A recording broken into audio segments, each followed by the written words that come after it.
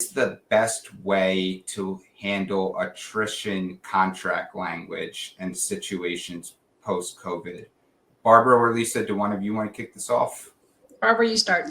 Yeah, so I'll jump in. I mean, my response won't surprise anybody because it's the same that it's been for 30 years now in terms of at least dealing with attrition related issues. And if I'm saying from the group's perspective, I'm saying to my hotel counterpart, what minimum amount of the block do I have to use in order to not avoid writing you a check for attrition fees? You know, that's sort of the $1 million, if you will, question when it comes to attrition fees, because the fact of the matter is, to Lisa's point, in the marketplace will demand that while hotels are willing to give groups some cushion of what's expected to be utilized in rooms and what's actually utilized, that cushion could be shrinking at any given time.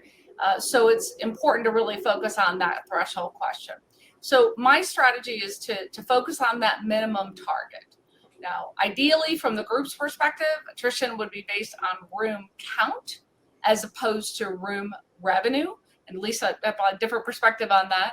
But certainly, you know, when we look at folks booking outside the block, we can, on a room count basis, we can pick up rooms of folks coming in the door through other means, and that moves the needle to the group to get closer to meet its minimum, as opposed to the revenue model, which might make it more difficult because we're taking in the dollars toward that end.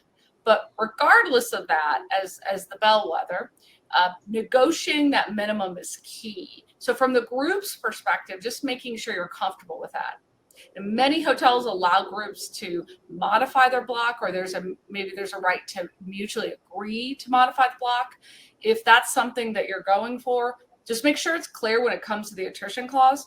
How do you calculate attrition? Is it based on the contracted amount, or is it based on the revised amount of the block, or of the revised amount of the room revenue? It's a key issue. And one trend I'm seeing, and this is something that many of you have seen here and there over the years, but I'm seeing more prevalently now, and that is attrition based on a nightly or per night room count as opposed to a cumulative room count. So regardless of whether we're talking about the room count use or the room revenue use, if you see the word per night or you see the word nightly, that means that each night of a 4-night meeting, let's say, or stay, is going to be evaluated on its own as to that revenue amount or room count. You don't blend them together. You don't add up the highs, deduct the lows, you come up with the net number. Many of you are accustomed to thinking about things in a cumulative basis. And yet, again, likely because of the demand and compression in the marketplace, we're seeing hotels push for nightly attrition. So that's really difficult for groups. People check out early, that's going to hurt that night. People come in late, it's going to hurt that night. Obviously, a variety of other factors. So really focusing on those as components, you know, this is the bread and butter of the clause. It's kind of the main components, and looking at what you're using, looking at whether it's going to work for your association, likely booking conservatively on your block. I mean, if you're not going to have the ability to adjust the block and have attrition be based on that, or if attrition's got to be a really skinny cushion, like 10%, then you really want to make sure you're comfortable with your room block. Remind yourself that it's always a good problem to go shopping.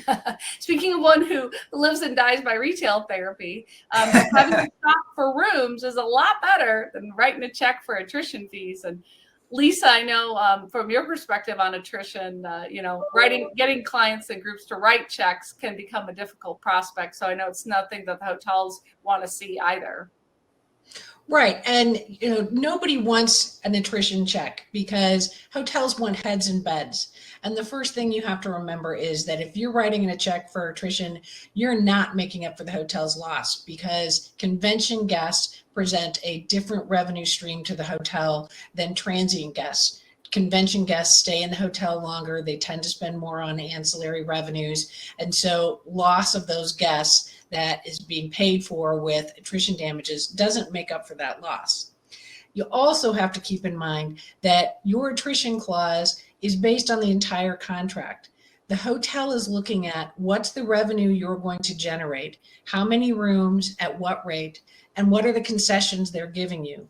If you're only going to use half of the block that you're asking the hotel to hold for you for 6 months or a year or 2 years, if you're only going to use half of that, the hotel could have sold the other half to another customer and generated revenue.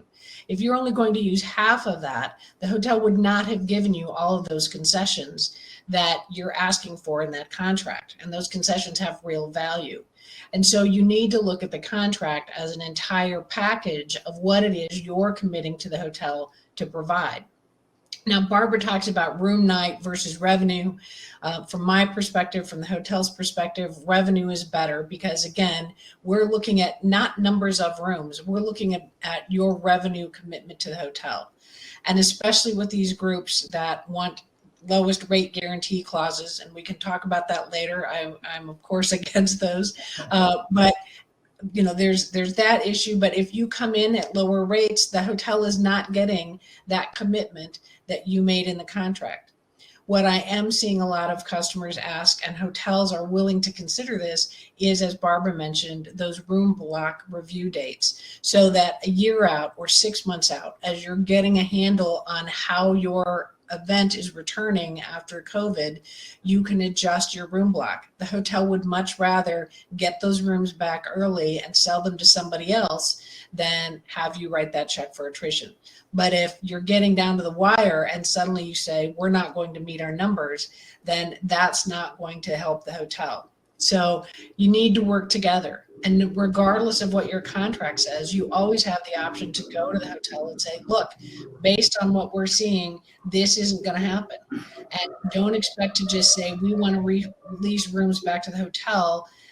Don't owe us anything, or don't make us pay you anything. I'm sorry. Come back and say, we want to release some rooms, and in exchange for that, we'll give you some space back with it. Or we want to release some rooms, and in exchange from that, we'll give you some of the concessions back, so that it's a fair exchange.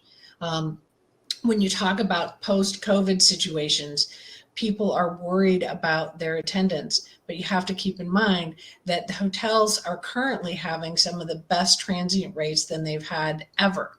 And so when they're holding the inventory for you and at the last minute they get it back, they can make up some of that revenue if they get it in time. So don't expect the hotel to be as anxious to give you a big attrition allowance as they were in the past, because that group booking may not mean what it used to mean in the past to them. So when Barbara talks about nightly attrition, she's right. Because of that transient push and because of the business travel that is returning to the marketplace right now, there are many times when a hotel can fill those rooms on a specific night if you don't use them. And so they want your commitment that you're going to fill those rooms on that night. I'm not seeing that often, but it is definitely a trend that is out there, especially in your big business cities where business travel is a big thing. So keep all that in mind. Come to the hotel with a clear idea of what you think your event is going to be. And I agree with Barbara. If you're concerned, rather than try to avoid an attrition clause, book a smaller event. And as Barbara says, it's a good problem to have to find additional rooms, rather than trying to lock in an attrition clause that leaves the hotel holding the bag if you don't fill your room block. Barbara, did I miss anything?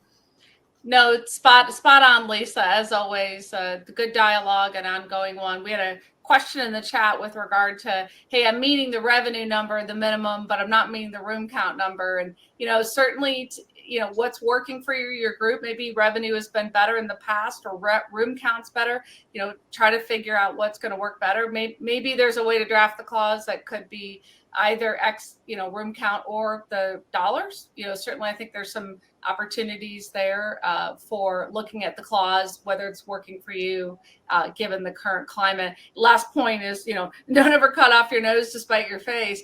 A lot of groups will say, well, I have to book a block of this minimum amount in order to get these concessions or rate. If you're finding yourself doing that, that's a great, time for a timeout to say, is that really the best approach? Because I think in a lot of cases, as you point out, it's better to go with the more conservative block, even if there's some additional cost associated with it, and figure out how to pay for those costs versus having to write a check for attrition.